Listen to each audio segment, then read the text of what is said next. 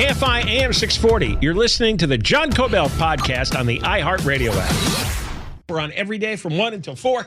And then after 4 o'clock, what'd you miss? Huh? You missed something. Go to John Kobylt Show on Demand on the iHeart app. We posted after 4 o'clock. Moist line for Friday, 877-MOIST-86, 877-MOIST-86, or the talkback feature on the iHeartRadio app. We are down to the final days of George Gascon. I believe he will take over at about December the 2nd. So what do we got? We got 18 days left in November. And then 2 more days after that. We're talking about 20 days of George Gascon.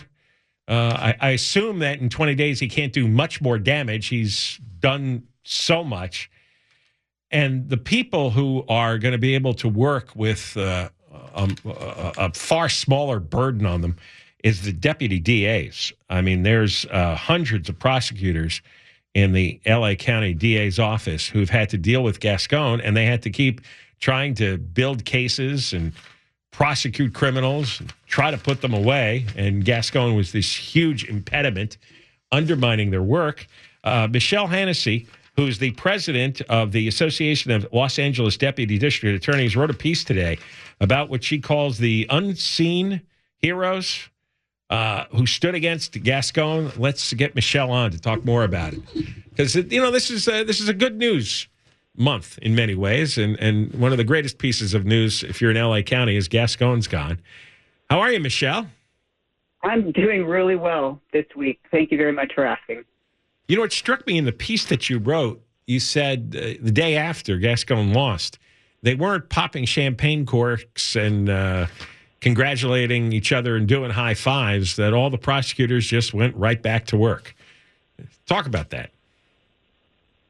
I think it speaks volumes about the employees of this office, the district attorneys who serve the public. They are the most dedicated public servants that you could want, and I am so proud of them. They put up with the most horrible conditions for 4 years of this man trying to undermine everything that they were doing. All they want to do is serve the public, serve victims of crime, and protect public safety. They had a boss who was undermining them at every turn, and they did everything that they could to, try to maintain public safety. And then in this moment, when they finally have, a chance again at working under some better conditions and having Gascon gone, what do? They just go right back to work, and they do it again, and they're back in court serving the public, protecting victims of crime, and doing their job, because that's what they do. Can you describe for people, most people never work in a DA's office, how did the undermining manifest itself on a day-to-day basis? How was their jobs made more difficult day after day that really wore them down? Well, for one thing, Gascon had a lot of pet projects. So he had his resentencing units and his conviction review units, and he took a lot of resources from the trial attorney units and a lot of personnel and transferred them over to those units. So the trial attorneys who were actually trying to prosecute cases and handle the crimes that have been committed, were suddenly doing so with far fewer resources and having to handle higher caseloads because personnel and resources were being transferred out of those units to deal with resentencings and other things that were pet projects. Our personnel levels were down because we weren't hiring. No one would want to come to work in our office. And then we had all these special directives where you couldn't charge, certain things. You couldn't do this. You couldn't do that. And then just the sort of the daily denigration by Gascon, who was so disrespectful of his own people. There was just so much going on. And if you spoke out, you got transferred. You got passed over for promotion. You got retaliated against. Right. Your career got sidetracked. Yeah. Is there a hope that Nathan Hochman will take these people back in and give them their old positions back or comparable positions, and they won't be working out of Siberia anymore? Oh, yeah, huge hope. I mean, everyone's really excited about what's going to be happening in the months to come when Nathan Hochman gets his administration set up and starts rebuilding this office into what it used to be. Everyone's just really excited about that and looking forward to seeing what he does. Because we had a number of major deputy DAs who have stellar records. They got convictions in high-profile criminal cases. I mean, real serious crime cases. And they were doing the equivalent of parking tickets in Barstow. I mean, it was just shocking that Gascon was wasting so much talent on relatively minor crimes, and the kind of thing that you would put a rookie on, right, to get them started in the business. And then you had these people in their 50s with decades of experience really wasting their time. And it's a waste of a resource that has been built up when you have this person with an incredible skill set.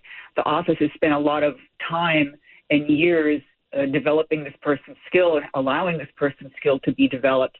And then it's a waste of what's really a resource of the taxpayers to basically put that person out to pasture and not utilize a resource that the office has in front of them. Because we've covered, obviously, so many trials on the show, and I'm actually overwhelmed sometimes about how much a prosecutor has to know. Not only the intricacies of the evidence, right? And some of these cases can go on weeks or months, and there's just a tremendous amount of evidence you have to synthesize eventually into an opening statement, a closing argument, tracking the questioning witness to witness, and then all the stuff you have to know about the law. And to be able to deal with a defense attorney who's aggressive and is trying to undermine you at every turn. I can't imagine trading in all that experience and knowledge. And that's what he did. He dumped all these people. Yeah. On the fly. I mean, it's very much a talent. Yeah. And to waste that and throw it out to make no use of it is a waste of a resource that's really to the detriment of the taxpayers. Because we've had a few of them in studio, and I was really just blown away by the way their minds worked. I mean, they're truly. You need to be a genius. You need to be really gifted in order to pull off these high-profile prosecutions with all that you're up against. And it was just horrible to see what Gascon was doing to these people. But in addition to those, I mean, we do have some great prosecutors who do the high-profile cases, but I don't want to ignore what I call sort of the quiet warriors, the rest of the prosecutors. And we have 700-plus prosecutors in our office, the quiet warriors who really kept just trying to do the best thing for the individual cases and the individual victims, who wouldn't give up on the notion that public safety mattered for all the cases, not just the high-profile cases, but for all the cases. Well, they kept at it, and now life's going to get a whole lot better really soon. I was really heartened to see that most of the county rejected Gascon soundly. Like, there was no question. There was never a moment where I didn't think Hochman was going to blow Gascon out of the water.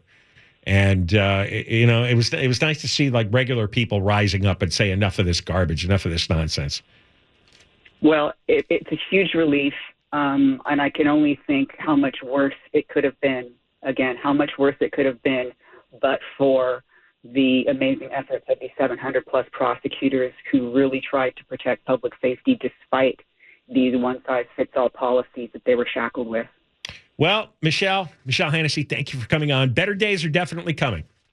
My pleasure always. All right, president of the Association of Los Angeles Deputy DAs. And she's got a piece that she's written. You can go to the deputy. Well, it's LAADDA.com, and that's where you could find this piece that she wrote. You're listening to John Kobylt on demand from KFI AM 640.